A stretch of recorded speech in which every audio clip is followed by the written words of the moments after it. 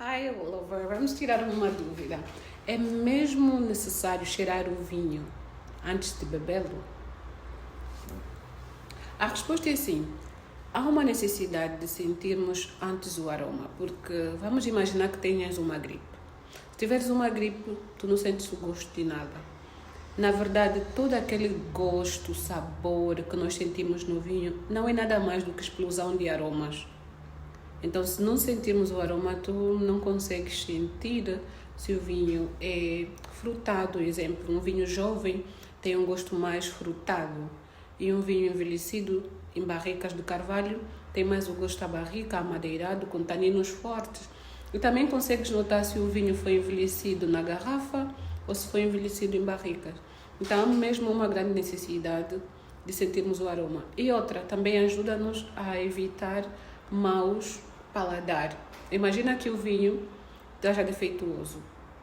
Por alguma razão, ele tem uma levedura ou então um vinho choco, um vinho que está estragado, porque por alguma razão tem uma oxidaçãozinha na garrafa. Se sentires o aroma, já sentes um aroma de couro, aroma estragado, aroma de... como é que fala? Um aroma assim, meio de blor. Então, ao sentires este aroma, já consegues notar e dizer assim, está a cheirar a rolha, como muita gente usa, a expressão que muito se usa é que está a cheirar a rolha. Então já consegues dizer que o vinho cheira a rolha e não precisas meter na boca para sentir este paladar. Então, há mesmo uma necessidade, acho que uma das coisas primordiais quando vamos comprar uma garrafa de vinho é mesmo cheirar, para evitarmos ter um jantar desagradável. Como bom, eu vou esclarecer que os aromas não são imaginários, eles existem, que são mesmo a explosão das uvas. Os vinhos feitos com uma só casta, uma só uva, são melhores que os vinhos feitos com várias uvas? A tradição do velho mundo era fazer vinhos ou é fazer vinho com várias castas, excepto a Borgonha. Na Borgonha, os brancos são Chardonnay e os tintos são Pinot Noir. Sim, um dos grandes exemplos é o Cabernet. Nós falamos Cabernet, mas que é um vinho sul-africano, mas Cabernet é o nome da casta, que é Peramanca, ou Vimo. As uvas dos vinhos doces são realmente podres? A resposta é não. É assim, eu vou poder não. Primeiro é que nos vinhos doces temos os vinhos fortificados, que são vinhos do Porto, e temos os vinhos aromáticos, que são, exemplo, são os vinhos que são adicionados a aromas. E temos os vinhos de sobremesa, que são, o que eu posso dizer, o mais famoso para mim, que eu mais gosto, que lembra a minha infância, é o Focaccia. Mas tenho muitos vinhos de sobremesa. E normalmente eles são feitos com a podridão das uvas. Mas não é essa podridão que nós estamos a falar, porque era uma podridão causada pelo fungo Potato cinerea.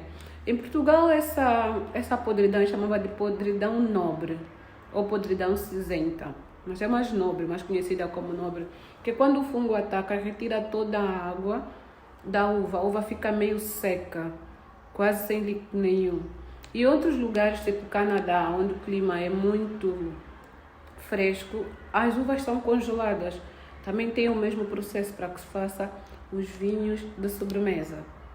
Só isso. Tem outros métodos hoje tecnológicos, temos outros métodos tecnológicos tipo, também avançados em fazer, que já se faz vinho de sobremesa com castas normais. Mas antes, esses eram os processos para fazer os vinhos de sobremesa. Sim, então não são uvas podres. E um dos vinhos mais conhecidos é o Weißwein, o alemão, e o Weißwein canadiano. Então são vinhos que são mesmo feitos nesse processo. Que o Weißwein é feito por cryogenic, primeiro as uvas são secadas por cryogenic processo, que é o processo de congelamento. Então não é o bolor da Potato cinerea dá a maravilha dos vinhos, tipo ele causa maravilhas, ele dá outra estrutura e faz a uva ficar mais doce, não é que ele dá. É verdade que os vinhos precisam respirar. Sim, os vinhos precisam respirar, mas não todos os vinhos. Os vinhos novos não precisam respirar porque eles já vêm mais ou menos abertos, eles não estão há muito tempo confinados, então eles já podem, já descem, tu podes arejar, tu não precisas de decantá-los. Outra coisa é isso, todos os vinhos devem ser decantados? Não. Só os vinhos mais antigos, para que o sedimento da garrafa que fica no fundo da garrafa depositado não vá para o copo. Então nós decantamos e também ajuda a arejar no processo da decantação. Mas os vinhos novos, se queremos sentir aroma, nós podemos meter um aureogo. Para arejar, então nós despejamos e ele vai abrindo à medida que vai tendo contato com o oxigênio. Por isso também é que fizemos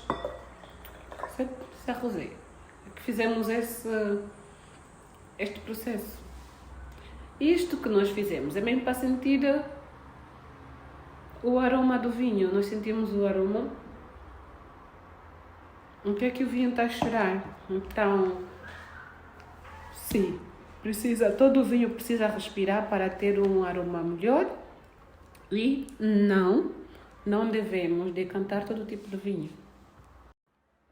Dever até quem quiser pode, mas é para nada decantar um vinho novo. Imagina, ele não tem sedimento, a não ser que o vinho tenha um defeito na garrafa e aí as partículas estão a se decompor muito cedo. Normalmente, para decompor, são os vinhos mais antigos. Os vinhos verdes são mesmo vinhos verdes? Olha, não é bem que se admira do jeito que andam a pintar os vinhos, do jeito que pintam os vinhos, é bem capaz que chegamos a ter um vinho verde. Mas isso não será uma cor natural do vinho, será um artificial. Sim, pois os vinhos verdes são apenas chamados vinho verde porque são uma colheita feita na região demarcada no noroeste de Portugal, que é uma região que a paisagem toda verde. Então, as uvas são colhidas na mesma forma que as outras uvas são colhidas. São colhidas mesmo no processo, na época certa, depois de elas estarem maduras. Então, é impossível encontrar uma garrafa com vinho cor verde ou esverdeado. Não, eles são vinho verde por causa da região. O seu aroma é extremamente diferenciado e só encontra-se em Portugal porque são feitos com castas a partir de castas autoclones. Logo, os vinhos verdes encontram-se na região de Portugal. E esta região foi demarcada desde 1908. Os vinhos verdes são mesmo vinhos verdes? Olha, não é bem que se admira do jeito que andam a pintar os vinhos, do jeito que pintam os vinhos, é bem capaz que chegamos a ter um vinho verde. Mas isso não será uma cor natural do vinho, será um artificial. Sim, pois os vinhos verdes são apenas chamados vinho verde porque são uma colheita feita na região demarcada no noroeste de Portugal, que é uma região que a paisagem toda verde. Então, as uvas são colhidas na mesma forma que as outras uvas são colhidas. São colhidas mesmo no processo, na época certa, depois de elas estarem maduras. Então, é impossível encontrar uma garrafa com vinho cor verde ou esverdeado. Não, eles são vinho verde por causa da região. O seu aroma é extremamente diferenciado e só encontra-se em Portugal porque são feitos com castas a partir de castas autoclones. Logo, os vinhos verdes encontram-se na região de Portugal. E esta região foi demarcada desde 1908. Quanto mais mais velho o vinho for, melhor é o vinho? A resposta não é sim, não é não. Mas podia ser não. Vamos explicar porquê. Normalmente, se o vinho for bom, atualmente faz-se muito vinho para ser consumido já. Já não se faz assim como antigamente vinhos muito duros para envelhecimento. Vinhos feitos com boas castas para envelhecer, estes envelhecem bem, a não ser que na conservação ou no processo de amadurecimento eles tenham alguma dificuldade. Imagina se estivermos a envelhecê-lo na água e de repente o lago seca. Aí vamos ter dificuldades, esse vinho pode não vir a ser bom. Então, no processo de envelhecimento, que são várias formas, em barricas, em garrafas, subterrâneo, no concreto, em vários lugares, tem a forma de envelhecermos os vinhos. Então, há vinhos próprios para envelhecer. Só neste processo de amadurecimento do vinho tiver alguma interrupção, aí sim ele terá defeituoso.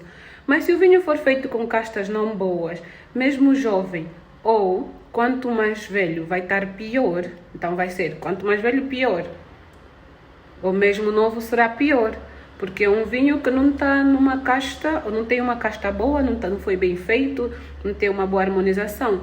Porque os vinhos, para serem envelhecidos, têm certas características para que eles envelheçam bem. E os vinhos, para serem consumidos jovens, também têm certas características no processo. Isso o enólogo é quem decide se os vinhos vão ser envelhecidos, se essas castas vão ser para fazer vinhos envelhecidos, ou se as castas não têm estrutura para vinho envelhecido e faz-se vinhos mais novos. Então, quanto mais velho, melhor, é um tabu. As uvas dos vinhos doces são realmente podres? A resposta é não. É assim, eu vou poder não. Primeiro é que nos vinhos doces temos os vinhos fortificados, que são vinhos do Porto, e temos os vinhos aromáticos, que são, exemplo, são os vinhos que são adicionados a aromas. E temos os vinhos de sobremesa, que são, que eu posso dizer, o mais famoso para mim, que eu mais gosto, que lembra a minha infância, é o Focaccia. Mas tenho muitos vinhos de sobremesa e normalmente eles são feitos com a podridão das uvas. Mas não é essa podridão que nós estamos a falar, porque era uma podridão causada pelo fungo Botrytis cinerea. Em Portugal essa podridão é chamada de podridão nobre ou podridão cinzenta, mas é mais nobre, mais conhecida como nobre, que quando o fungo ataca retira toda a água da uva, a uva fica meio seca, quase sem líquido nenhum. E outros lugares, tipo Canadá, onde o clima é muito fresco, as uvas são congeladas. Também tem o mesmo processo para que se faça os vinhos de sobremesa. Só isso. Tem outros métodos hoje tecnológicos, temos outros métodos tecnológicos, tipo, também avançados em fazer, que já se faz vinho de sobremesa com castas normais. Mas antes, esses eram os processos para fazer os vinhos de sobremesa. Sim, então não são uvas podres. E um dos vinhos mais conhecidos é o Weißwein, o alemão, e o Weißwein canadiano. Então são vinhos que são mesmo feitos nesse processo. Que o Weißwein é feito por cryogenic. Primeiro as uvas são secadas por cryogenic processo, que é o processo de congelamento. Sim, então não é o bolor da Botrytis cinerea dá a maravilha dos vinhos, tipo, ele causa maravilhas, ele dá outra estrutura e faz a uva ficar mais doce. Não é que ele dá feitos com uma só casta, uma só uva, são melhores que os vinhos feitos com várias uvas? A tradição do velho mundo era fazer vinhos, ou é fazer vinho com várias castas, excepto a Borgonha. Na Borgonha os brancos são Chardonnay e os tintos são Pinot Noir. Sim, um dos grandes exemplos é o Cabernet. Nós falamos Cabernet, mas que é um vinho sul-africano, mas Cabernet é o nome da casta, que é Peramanca. É verdade que os vinhos precisam respirar. Sim, os vinhos precisam respirar, mas não todos os vinhos. Os vinhos novos não precisam respirar, porque eles já vêm mais ou menos abertos, eles não estão há muito tempo confinados, então eles já podem, já descem, tu podes arejar, tu não precisas de decantá-los. Outra coisa é isso, todos os vinhos devem ser decantados? Não. Só os vinhos mais antigos, para que o sedimento da garrafa que fica no fundo da garrafa depositado não vá para o copo. Então nós decantamos e também ajuda a arejar no processo da decantação. Mas os vinhos novos, se queremos sentir aroma, nós podemos meter um aureolo. Para arejar, então nós despejamos e ele vai abrindo à medida que vai tendo contato com o oxigênio. Por isso também é que fizemos